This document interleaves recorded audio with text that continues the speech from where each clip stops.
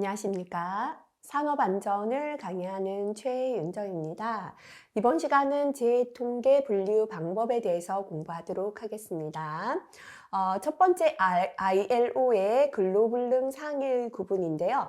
근로불능이다라는 건 일을 하지 못한다라는 뜻이죠. 일을 하지 못하는 상해를 구분합니다. 요거는 상해를 정도별로 분류한다와 같은 내용이다라고 보시면 되겠습니다. 자, 상해의 정도 중에 가장 심한 건 사망이죠. 두 번째는 영구 전 노동 불능이 되겠습니다. 영구라는 건 앞으로 영구히, 그죠? 전은 뭐냐면 요 위에 적을게요. 신체 전체라고 기억하시면 돼요. 신체 전체의 노동이 불능이다. 신체 전체의 노동 기능을 완전히 상실한 게 되겠습니다. 그래서 1, 2, 3급이 여기에 해당됩니다. 그래서 앞에서 우리가 근로 손실일수가 사망과 1, 2, 3급이 동일했던 건 앞으로 신체 전체의 노동을 아무것도 할 수 없기 때문이었죠. 그죠? 영구 일부 노동 불능이죠. 요거는 신체 일부 이렇게 적어둘게요. 다시 말하면 앞으로 영구히, 영원히 신체 일부의 노동이 불능이다. 신체 일부 노동 기능을 상실했다. 그죠? 신체 전체고 신체 일부라고 보시면 되고요. 장애 등급 4에서부터 14급이 여기에 해당되겠습니다. 일시 전 노동 불능인데요. 이 전은 뭐냐면 노동시간이라고 적으세요. 노동시간 전체다라고 보시면 되겠습니다. 일시니까요. 일정 기간 일시적으로 노동시간 전체 노동이 불능이다. 일시적으로 아무 일도 안 하고 쉰다라는 뜻이 되겠죠. 일정 기간 노동 종사가 불가하고요. 일정 기간 쉬기 때문에 이게 바로 휴업 상해가 되겠습니다. 일시 일부 노동 불능, 요거는 일부를 노동시간 일부다, 노동시간으로 적어두시면 쉽습니다. 일시적으로 노동시간의 일부가 노동을 못하는 거죠. 일정 기간 일부 노동의 종사가 불가합니다. 통원상해죠. 아침에 출근은 했는데요. 오전만 일하고 오후에는 통원 치료받으러 가는 게 해당되겠죠. 그죠? 일정 기간 일부 노동 종사가 불가능하고요. 요것보다 더 가벼운 건 구급조치상해. 이제 약 바르고 바로 일하러 가는데요. 이것도 약 바르는 시간은 근로불능이죠. 일을 못하기 때문에 근로불능 상해에 해당되겠습니다. 다시 볼게요. 일을 못하는 근로불능 상해의 구분 또는 상해 정도별 분류. 첫 번째는 사망이 있고요. 두 번째는 영구 전 노동불능입니다. 영구히 신체 전체의 노동 기능을 상실한다. 그죠? 신체 전체 노동 기능을 완전 상실하고요. 1에서 3급이 해당되겠습니다. 영구 일부 노동 불능. 앞으로 영구히 신체 일부의 노동이 불능이다. 신체 일부의 노동 기능을 상실하는 것이고요. 4에서 14급이 해당됩니다. 일시 전 노동 불능. 일정 기간 노동시간 전체 노동이 불가능하다.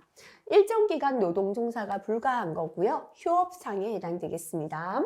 일시 일부 노동 불능은 일정 기간 동안 노동시간의 일부가 노동이 불가능하다. 그죠? 일정 기간 일부 노동 종사가 불가하고요. 통원상해가 되겠습니다. 마지막으로 구급조치 상해까지 6가지 되겠습니다. 자, 그 다음 재통계 방법입니다. 필기에 좀 자주 나옵니다. 파레토도는 흔히 우리가 말하는 막대 그래프를 뜻합니다. 사고 유형 기인물 등 데이터를 분류하여 항목값이 큰 순서대로 정리합니다. 제일 큰 거, 그 다음 이렇게 막대 그래프로 나타내는데요. 제일 큰 값부터 순서대로 해서 제 발생 건수 중에 추락이 가장 많구나 한눈에 들어오게 막대 그래프로 정리하는 걸 파레토도다라고 합니다. 두 번째 특성 요인도입니다. 그죠? 요인이죠. 원인을 뜻해요. 예. 원인이죠. 그죠? 재와 요인과의 관계를 어고른 물고기 뼈를 뜻해요. 물고기 뼈 모양으로 세분화해서 나타내는 걸 특성 요인도다라고 합니다. 그래서 가장 굵은 척추가 있죠. 재해가 발생되었습니다. 그 다음에 굵은 뼈다, 그죠? 자, 크게 재해 원인을 네 가지로 구분하니까 사람이 있고, 물건이 있고, 관리가 있고, 재해 발생 경과가 있더라. 그래서 사람이 재해를 일으킨 세부 원인으로 들어가고 물건의 세부 원인 이렇게 파고들어서 분석하는 게 특성 요인도가 되겠습니다.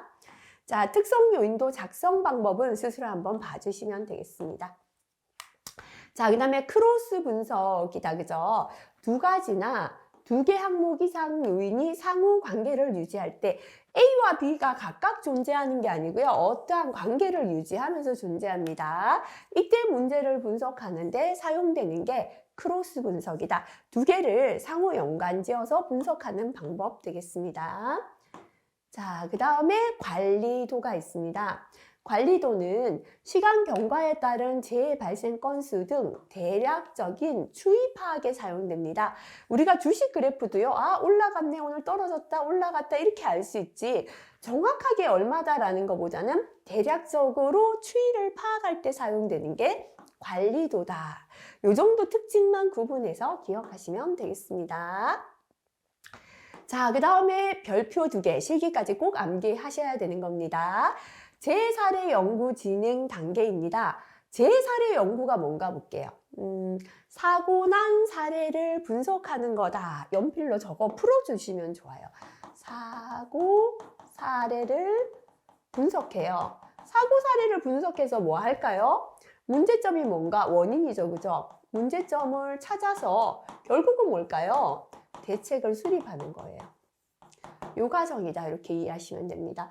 자, 그래서 이거는요, 우리 작업형 시험이 바로 이겁니다. 재해사례 연구라고 보시면 돼요. 예를 들어서 지게차가 한 대 나오고요.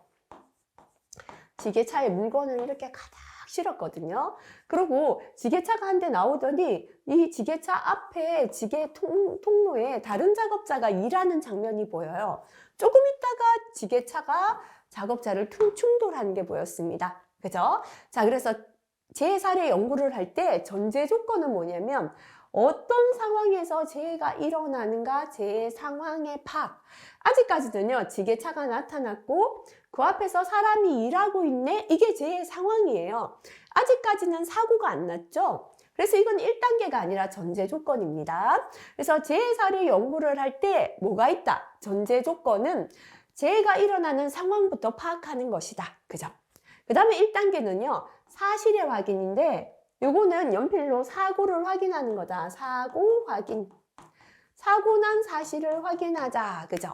그래서 지게차가 과적해서 오더니 앞에 작업자를 보이더니 두 지게차와 작업자가 충돌하는 걸 보여줬죠. 사고 난 사실의 확인. 1단계 사실의 확인. 사고를 확인했기 때문에요. 2단계는 문제점 발견. 여러 가지 문제점이 있죠. 지게차가 시야를 가려서 너무 과적한 것도 있고, 차가 다니는 통로에 작업자가 들어온 것도 있고, 작업 지휘자가 배치되지 못한 것도 있고, 여러 가지 문제점이 발견되었습니다. 3단계는 근본 문제점 결정. 근본 문제점은 핵심 원인이다 보시면 돼요. 자, 물론 작업자가 통로에 들어와 있는 것도 문제고, 통로가 구획되지 않은 것도 문제고, 작업 지휘자가 없는 것도 문제지만, 이 물건이 너무 과속하지 않고 시야를 가리지 않고 운전자가 앞만 볼 수 있었다면 이 작업자를 보고 치진 않았겠죠. 차를 멈췄겠죠. 그죠? 그래서 근본 문제점은 뭐다? 운전자 시야를 확보하지 않고 운행한 거다. 이렇게 핵심 원인, 근본 문제점을 결정하고요. 4단계는 근본 문제점부터 대책을 수립하는 거죠. 그래서 작업형에서 동영상을 보고 사고 예방 대책을 적어라. 한 가지 적으셔야 한다면 가장 핵심 원인에 대한 대책.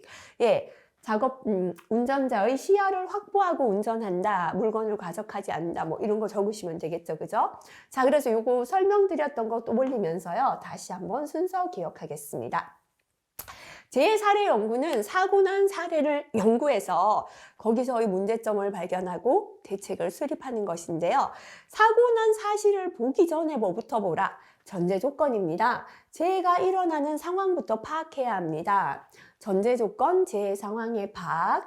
1단계 이제 사고를 확인하는 거죠. 사실의 확인. 2단계 사고를 확인했기 때문에 여러 가지 문제점 발견. 3단계는 여러 가지 문제점 중에서 근본 문제점 결정하고 4단계 대책 수립. 그죠? 실기에서 적으실 때는 1에서부터 5단계가 아니죠. 사고 나기 전의 전제 조건이 있다. 요거 주의하시면 되겠습니다. 자, 그 다음에 실기 기출에서 요거 한번 볼까요? 1단계 사실의 확인에서 확인해야 할 4가지입니다. 사고 난 사실을 확인할 때는요. 사람이 잘못했나? 물건이 잘못이 있었나? 관리가 잘못되었나? 재해 발생 경과, 1차 재해가 2차 재해로 경과되었나? 이런 것들을 확인한다. 자, 한번 보고 지나가시면 되겠습니다. 자, 그 다음에 이제 2차 필탑형, 3차 작업형까지 굉장히 중요한 게 상해 및 재해 발생 형태를 구분하는 것입니다. 자, 상해 종류는요, 이렇게 적을게요. 상처 종류. 이렇게 적으면 좀 쉬워요. 내가 재해를 당했는데 어디에 상처를 당했나, 또는 질병 종류, 상처나 질병의 종류다. 요게 뭐냐면 상해 종류다라고 보시면 되겠습니다. 자, 첫 번째 골절은 쉽잖아요. 뼈가 부러지면 골절이 되겠습니다. 동상은 저온물 접촉으로 생긴 동상상해가 됩니다. 부종은 몸이 붓는 거죠. 국부의 혈액순환의 이상으로 몸이 퉁퉁 부어오르면 부종이 됩니다. 찔림보다는 자상으로 필기에 나옵니다. 찔리면 자상이에요. 칼날 등 날카로운 물건에 찔린 상해는 자상이 되겠습니다. 자, 그 다음에 타박상은 좌상으로 더 잘 나와요. 자상은 찔린 거고 좌상은 타박, 충돌, 추락 등으로 피부 표면보다는 피하 조직이나 근육부, 그죠? 우리가 삐거나 멍든 거를 좌상, 타박상이다라고 합니다. 절단이나 절상은 신체 부위가 절단된 상해가 됩니다. 중독이나 질식은 음식물, 약물, 가스에 의한 중독, 질식된 상해를 뜻합니다. 찰과상은 스치거나 문질러져서 피부가 벗겨진 거, 넘어가다 애들이 무릎이 벗겨진 게 찰과상 됩니다. 베인보다는 창상으로 잘 나옵니다. 창이나 칼에 베이면 창상이에요. 찔리는 건 자상, 베이는 건 창상. 창에는 베인다, 이렇게 기억하시는 게 되겠죠, 그죠? 그래서 창상이 베인 상해가 된다. 자, 자상과 창상 잘 구분하시고요. 화상은 화재나 고온물 접촉으로 인한 상해가 됩니다. 요거는 뭐다라는 것보다 종류가 들어있었다 기억하세요. 뇌진탕, 머리를 세게 맞았을 때 장애로 일어납니다. 익사는 물속에 추락하여 익산 상해가 됩니다. 자, 그 다음에 피부병은 직업과 연관되어 발생이나 악화되는 모든 직업으로 인한 피부 질환은 피부병 됩니다. 청력장애는 청력이 감퇴나 난청이 된 거. 그러니까 요거 주의하세요. 난청이라 적으시면 안 되죠. 그죠? 예, 시끄러운 소음이 발생되는 작업장을 보여주고요. 발생될 수 있는 상해 종류를 적어라. 난청 아니죠? 청력장애다. 요거 별표 하나 치고 주의. 그죠? 자, 그 다음에 시력이 감퇴나 실명. 그죠? 이거는 뭐다? 시력장애. 용접 불꽃이 눈에 튀어서 눈을 악 하는 걸 보여줬습니다. 이때 우려되는 상해 종류를 적으시오 한다면 시력장애가 되겠습니다. 자, 대충요 읽어보시고 별표 친 내용 정도만 조금 주의하시면 되겠습니다. 자, 그 다음에 재해 발생 형태는 이렇게 적어둘게요. 상해 종류하고 구분하기 위하여 요거는 사고 종류예요. 사고 종류. 상해 종류는 질병 종류 또는 상처 종류, 어디를 다쳤다는 거고요. 재해 발생 형태는 어떤 사고가 발생되었다라는 걸 뜻한다 보시면 되겠습니다. 자, 떨어짐, 그죠? 예전에는 추락이라고 했어요. 근데 추락이란 용어를 쓰기는 쓰는데요. 가급적 떨어짐으로 적으세요. 왜냐면 이렇게 재발생 형태 분류에 대한 지침에서 추락을 한글로 떨어짐, 예, 넘어짐 이렇게 다 지금 한글로 수정했기 때문에요. 이렇게 기억하시는 게 더 좋습니다. 자, 떨어짐은 높이가 있는 곳에서 사람이 떨어지는 겁니다. 사람이 인력에 의하여 건축물, 구조물, 가설물, 수목, 사다리 등의 사람이 높은 장소에서 떨어지는 게 떨어짐 되겠습니다. 자, 넘어짐이죠. 이거는 과거에 전도라고 했어요. 그죠? 근데 이것도 역시나 넘어짐으로 앞으로 적으시면 더 좋죠. 사람이 미끄러지거나 넘어지는 겁니다. 사람이 거의 평면이나 경사면 등에서 구르거나 넘어지는 게 넘어짐 되겠습니다. 자, 그 다음에 깔림, 뒤집힘이 있죠. 물체가 쓰러짐이나 뒤집힘. 기대어져 있거나 세워져 있는 물체 등이 쓰러져 깔렸을 때, 또는 지게차 등의 건설기계 등이 운행이나 작업 중에 건설기계 등이 뒤집어졌을 때, 이때는 깔림, 뒤집힘이 됩니다. 부딪힘, 접촉이죠. 물체의 부딪힘 또는 접촉이에요. 지혜자 자신의 움직임, 동작으로 인하여 기인물의 접촉 또는 부딪히거나 물체가 고정부에서 이탈하지 않은 상태로 움직임에 의하여 접촉한 경우, 그죠? 물체가 떨어져서 날아온 게 아니고요. 내가 움직여서 가서 부딪혔다라는 뜻입니다. 이럴 때는 부딪힘, 접촉이 됩니다. 자, 맞음이죠. 예전에는 이게 낙하 비례예요. 낙하는 떨어지는 물체에 맞는 거고 비례는 날아오는 물체에 맞는 거였는데요. 이제는 맞음으로 적으셔야 됩니다. 날아오거나 낙하, 떨어진 물체의 맞음, 비례를 뜻합니다. 고정되어 있던 물체가 고정부에서 이탈하거나 또는 설비 등으로부터 물질이 분출되어 사람을 가해, 해를 입히는 게 바로 맞음이 되겠습니다. 끼임이죠. 기계 설비에 끼이거나 감기거나, 끼이는 것도 끼임이 되고 감기는 것도 끼임인데요. 예전엔 이게 협착이었거든요. 근데 협착보다는 이제는 끼임이라고 적으시는 게 맞습니다. 두 물체 사이의 움직임에 의하여 일어난 것으로 직선 운동하는 물체 사이의 끼임, 회전부와 고정체 사이의 끼임, 롤러 등 회전체 사이 물리거나 회전체 돌기부에 감기는 것, 끼거나 감기거나 물려드는 건 전부 다 뭐다? 끼임이다. 이렇게 기억하시고요. 자, 그 다음에 무너짐. 이거는 예전에는 붕괴했던 거죠. 그죠? 자, 건축물이나 쌓여진 물체가 무너지는 경우입니다.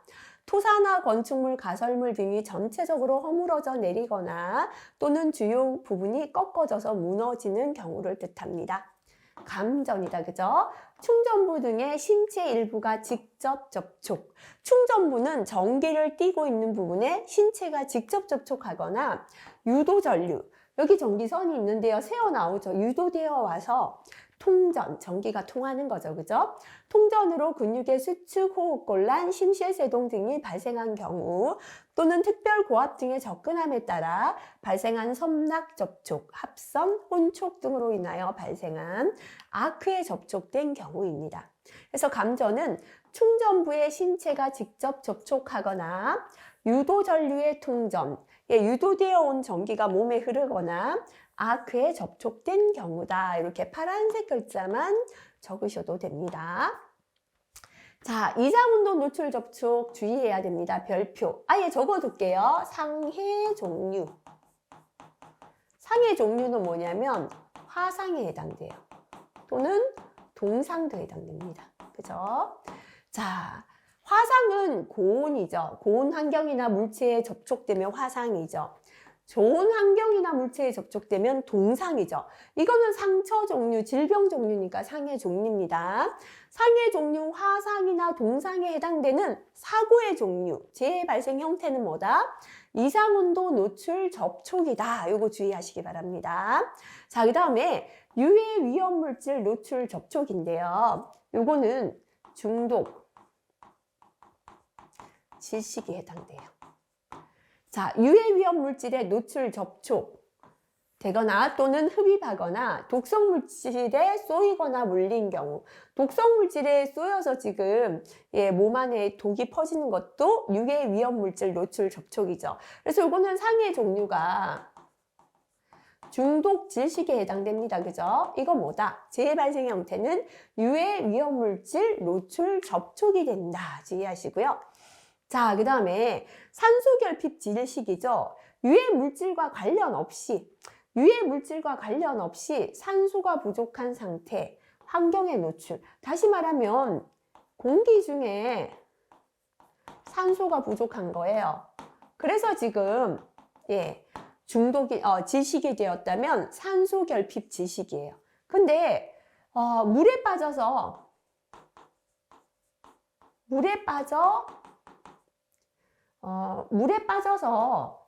질식되었어요. 요거는 실기에 나오는데요. 공기 중에 산소가 없어서 우리가 질식이 되었는 건 산소 결핍 질식이에요. 근데 물에 빠져서 질식이 되었죠. 이거는 유해 위험 물질 노출 접촉이 됩니다. 왜냐하면 산소가 부족한 물을 유해 물질로 본 겁니다. 이거 주의하셔야 돼요. 뒤에 가면 또 나옵니다. 자, 그 다음에 소음 노출이죠. 폭발음을 제외한 일시적, 장기적인 소음에 노출된 경우. 요거는요, 우리 상해 종류 뭘까요? 아까 청력장애죠. 청력장애에 해당하는 그죠? 재발생 형태는 소음 노출이 됩니다. 이게 위생 쪽이라 잘 나오지 않지만 나온다면 틀리기 쉽습니다. 자, 이산기압 노출은 고저기압 등의 환경에 노출되는 거고요. 유해광선 노출은 전리 또는 비전리 방사선에 노출되는 건데, 유해광선 노출에 해당되는 상해 종류 아까 뭘까요? 시력장애 되겠죠, 그죠? 그래서 이런 건 아직 출제된 적은 없지만 상해 종류 시력장애고, 시력장애 재발생 형태는 유해광선 노출됩니다. 폭발이죠. 건축물 용기 내 또는 대기 중에서 물질의 화학적, 물리적 변화가 급격히 진행되어 열이나 폭음, 폭발압이 동반하여 발생하는 게 폭발이고요. 자, 그 다음에 화재죠. 가연물에 점화원이 가해져 비의도적으로 불이 일어난 경우인데요. 비의도적. 자, 방화는 의도적이기는 하나 관리할 수 없으므로 비의도적으로 불이 난 것도 화재고 방화도 화재에 포함시킵니다. 이런 건 다 참고로 보시면 되겠습니다. 자, 그 다음에 부자연한 자세는 작업자가 특정한 자세의 동작을 장시간 취해서 신체 일부에 부담을 줄 때입니다. 과도한 힘 동작은 물체 취급과 관련하여 근육의 힘을 많이 사용하는 경우로 밀기, 당기기, 지탱하기, 들어올리기, 돌리기, 잡기, 운반하기 등과 같은 행위, 동작에 해당되고요. 반복적인 동작은 반복적인 업무 수행으로 신체 일부에 부담을 줄 때가 됩니다. 신체 반작용은 일시적이고 급격한 행위, 동작, 균형 상실에 따른 반사적인 행위나 놀람, 정신적 충격, 스트레스 등이 해당됩니다. 압박 진동은 신체 특정 부위에 과도한 힘이 편중, 집중, 눌려졌을 때 해당되고요. 폭력 행위는 의도적인 또는 의도가 불분명한 위험 행위로 자신 또는 타인에게 상해를 입힌 폭력, 폭행 등을 말하겠습니다. 자, 요 뒷부분은 사실은 안전보다는 보건 쪽에 해당되다 보니까요. 자, 별표 쳐놨는 거 위주로 다시 한 번만 더 보겠습니다. 상해 종류 말고 재발생 형태는 어떤 사고가 일어났다라는 것이라고 했습니다. 사람이 높은 곳에서 떨어지면 떨어짐입니다. 사람이 미끄러지거나 넘어지면 넘어짐, 물체가 쓰러지거나 뒤집히면 깔림, 뒤집힘, 사람이 물체에 부딪히거나 접촉하면 부딪힘, 접촉, 날아오거나 떨어진 물체에 맞는 경우는 맞음, 기계 설비에 끼이거나 감기거나 물려든다면 끼임이 됩니다. 자, 그 다음 건축물이나 쌓여진 물체가 무너지면 무너짐, 충전부에 신체가 직접 접촉하거나 유도 전류가 통전되거나 아크에 접촉하면 감전, 고저온 환경 또는 물체에 노출을 접촉했을 때는 이상온도 노출 접촉, 상해 종류는 동상, 화상이 되겠습니다. 유해 물질의 노출 접촉 또는 독성 물질에 쏘이거나 물렸을 때는 유해 위험 물질 노출 접촉인데요. 상해 종류는 중독, 질식입니다. 질식 중에 물에 빠져서 질식되었을 때는 산소가 부족한 물을 유해 위험 물질로 보고 유해 위험 물질 노출 접촉에 해당합니다. 자, 그 다음에 산소가 유해 물질과 관련이 없이 산소가 부족한 상태나 환경에 노출되었을 때는 산소 결핍 질식이 됩니다. 자, 그래서 유해 위험 물질 노출 접촉하고 산소 결핍 질식 요거 구분하시고요. 자, 그 다음에 소음에 일시적 장기적인 소음에 노출됐을 때는 소음 노출인데요. 상해 종류는 청력 장애가 되겠죠. 고저압 등의 환경에 노출되면 이상기압 노출, 전리, 비전리, 방사선에 노출되면 유해광선 노출인데요.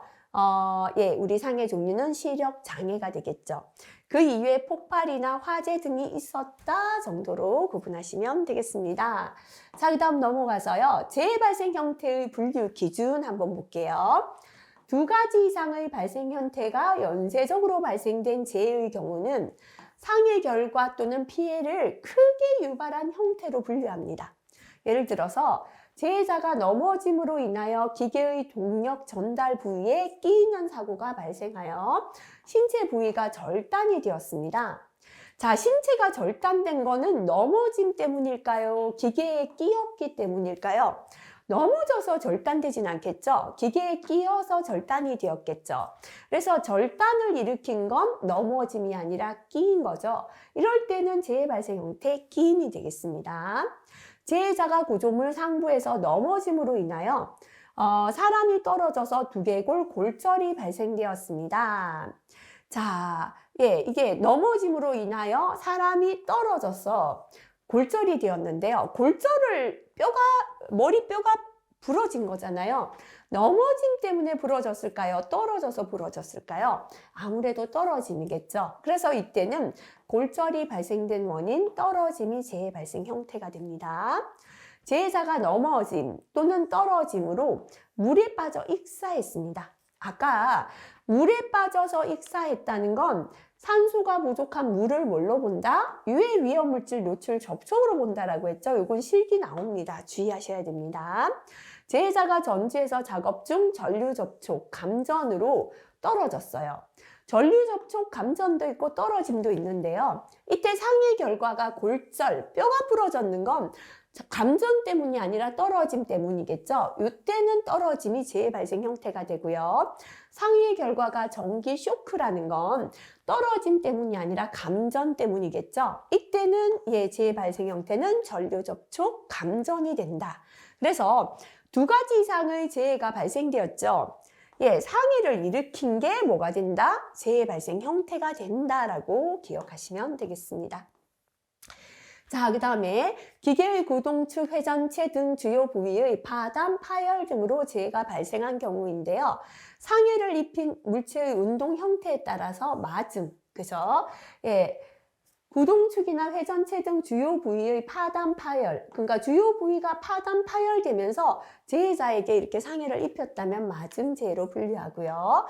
떨어짐과 넘어짐을 분류하는 기준 보겠습니다. 바닥면과 신체가 떨어진 상태로, 바닥과 신체가 떨어진 상태로 이렇게 툭 떨어지는 거죠. 더 낮은 위치로 떨어지면 떨어짐이 되고요. 바닥과 신체가 접해 있는 상태, 이건 굴러 떨어지는 거잖아요. 굴러 떨어짐, 그죠? 더 낮은 상태로 떨어진 경우는 넘어짐이 됩니다. 그래서 다시 말하면 신체하고 바닥에 접하지 않고 떨어지는 건 떨어짐이에요. 신체가 접해서 낮은 위치로 떨어지는 거, 굴러 떨어지는 건 뭐가 된다? 넘어짐이 된다. 이거 주의하시고요. 신체가 바닥면과 접해 있었는지 여부를 알 수 없어요. 작업 발판 등 구조물의 높이가 보폭 약 60cm 이상일 때는 떨어짐으로 봐요. 근데 보폭 미만일 때는 넘어짐으로 봅니다. 작업형에 보면요, 이런 정도의 발판이 있어요. 이렇게 한 작업자가 작업을 하는데 한쪽 다리는 발판 위에 있고 한쪽 다리는 바닥에 있어요. 이렇게 톱질을 하다가 이게 넘어지는 것처럼 되었거든요. 재해 발생 형태를 적어라. 이때는 발판의 높이가 60cm 이상이 된다면 떨어짐이 됩니다. 근데 발판의 높이가 60cm 이하라면 이거는 넘어짐으로 본다라는 거죠. 그죠? 그래서 높이가 대략 한 보폭 60cm 이상이면 떨어짐, 미만이면 넘어짐으로 구분한다. 이것도 좀 주의하시면 좋겠습니다. 맞음과 이상온도 노출 접촉, 유해 위험물질 노출 접촉의 분류입니다. 물체 또는 물질이 떨어지거나 날아와 타박상 등의 상해를 입혔어요. 사람이 떨어진 게 아니라 물체나 물질이 떨어지거나 날아와 타박상을 입혔죠. 이때는 떨어지는 물체에 사람이 맞았으니까 맞음이 되겠습니다. 고저온 물질이 떨어지거나 날아와 화상을 입혔어요. 뜨거운 물체가 날아왔는데 맞긴 맞았지만 재발생 형태가 상해 종류가 화상이죠. 이때는 이상온도 노출 접촉, 맞았는 게 문제가 아니라 뜨거웠는 게 문제다. 그죠? 이렇게 분류합니다. 자, 타박상일 땐 맞음이지만 화상일 때는 뜨겁거나 차가운 물체 때문이니까 이상온도 노출 접촉되고요. 떨어지거나 날아온 물체나 물질의 특성에 의하여 상해를 입었다. 이건 뭔가 하면 예를 들어 날아온 물체가 가루인데요. 그 가루 때문에 이게 좀 중독이 되었다. 그죠? 이럴 때는 유해 위험물질 노출 접촉이 됩니다. 그 물질의 특성 때문에 중독이나 지식이 되었다면 이거는 유해 위험물질 노출 접촉이 된다라고 보시면 되겠습니다. 자, 그 다음에 폭력행위와 유해 위험물질 노출 접촉의 분류입니다. 개나 뱀 등 동물에게 물려서 광견병, 독성물질 중독이 발생되었을 때는 유해 위험물질 노출 접촉이 됩니다. 감염 없이 찔림 정도의 교상만 발생하면 폭력행위가 되겠습니다. 이거는 가볍게 읽고 넘어가시면 되고요. 자, 폭발과 화재인데요. 폭발과 화재 두 형상이 복합적으로 발생했을 때는 피해가 더 큰 폭발이다라고 하겠습니다. 자, 그 다음 기인물 및 가해물 보겠습니다. 기인물은 재의 원인이 된 물체다 이렇게 기억하시면 좋겠습니다. 원인이 된 물체가 되겠습니다. 자, 그래서 직접적으로 재해를 유발하거나 영향을 끼친 에너지원을 지닌 기계장치, 구조물, 물체, 물질, 사람 또는 환경인데요. 물체다라고 기억하시는 게 좋아요. 열이나 전기나 에너지 같은 경우는 시험에 거의 나오지 않고요. 접촉한 물체가 대부분 기인물과 가해물이 된다 기억하시면 됩니다. 2차 기인물은 복합적 요인으로 발생된 재해에 있어서 기인물을 유발시켰거나 재해 또는 특정 물질의 노출을 유도한 것, 즉 간접적인 영향을 끼친 물체, 사람, 에너지원, 환경 요인인데요. 요거는 거의 시험에 잘 나오진 않습니다. 자, 그 다음에 가해물은 해를 입힌 물체다라고 보시면 돼요. 직접적으로 해를 입힌 이것도 역시나 대부분 물체예요. 접촉한 물체가 가해물입니다.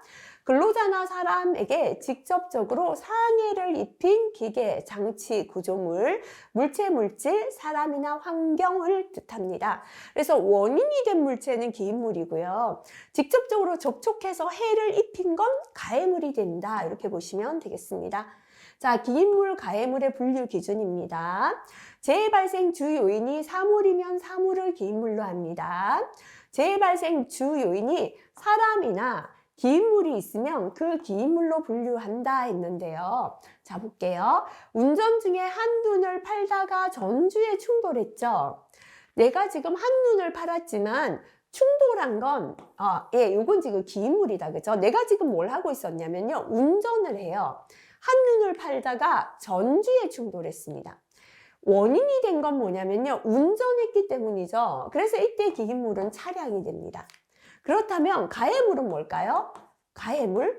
부딪힌 부분이죠. 전주가 됩니다. 그죠? 전주에 해를 입었다면 부딪혔기 때문에 다쳤다면 가해물은 전주가 된다 보시면 됩니다.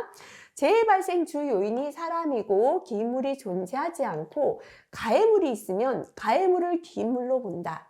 손에 들고 있던 운반물을 놓쳤어요. 내가 지금 사고가 난 건 운반물을 운반했기 때문이거든요. 이래서 여기서 기인물, 원인이 된 건 운반물이에요. 그러면 가해물 뭘까요? 운반물을 놓쳐서 운반물이 내 발을 찍어서 발을 다쳤다면 가해물도 운반물이 된다라는 겁니다. 그죠? 자, 그래서 가해물이 기인물이 되는 경우가 됩니다. 재해 발생 주 요인이 사람이고 기인물, 가해물이 되는 사물이 없으면 사람으로 분류한다. 외부 요인이 없는 상태에서 사람이 걷다가 발목을 겹질렀어요. 아무도 피해를 준 건 없는데 내가 혼자 걷다가 발목을 겹질렀다면 기인물은 사람, 나 때문이다라는 거죠. 그죠? 자, 그 다음에 재해 발생 주 요인이 사람이 아니고 불완전한 상태도 없으나 기인물이 있는 경우는 기인물로 분류한다. 요거는 자연재해나 천재지변에 해당되는데요. 시험에는 이런 경우는 잘 나오지 않습니다. 자, 이번 시간 여기까지 우리가 분류 한번 봤어요. 그죠? 전체적으로 한번 읽어봐 주시고요. 특히 앞부분에서 별표 찾는 내용들 위주로 정리 잘 해주시면 되겠습니다. 이 재해 발생 형태나 상해를 분류하는 건 필기보다는 2차 필답형, 특히 3차 작업형의 한 문제는 꼭 나온다라고 보셔야 됩니다. 일단은 별표 위주로 한번 정리해 주시고요. 다음 시간 이어서 공부하겠습니다. 수고하셨습니다.